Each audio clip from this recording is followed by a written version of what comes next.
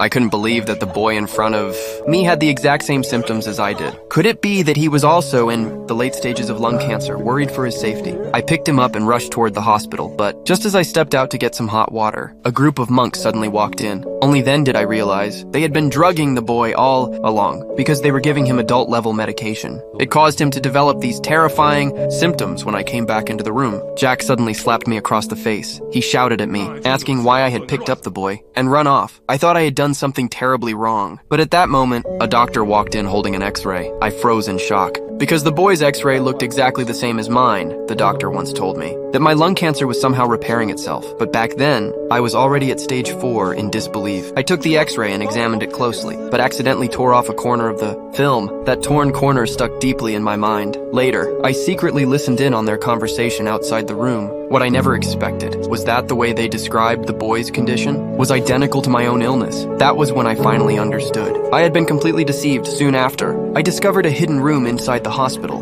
The decorations inside were incredibly luxurious, completely opposite to Master Mark's so-called ascetic philosophy. Then, I found a hidden door in the room. Inside were all of our belongings, and the $1 million I had stored there was gone. All that remained was a single watch. At that moment, I knew for sure. This had all been an elaborate scam to prevent another tragedy. I rushed to the main hall, trying to get Annie to take the boy away, but in reality, I was completely alone. Very quickly, I was stopped by the monks. Then Mark deceived Annie, telling her that only by killing me would the boy's condition improve.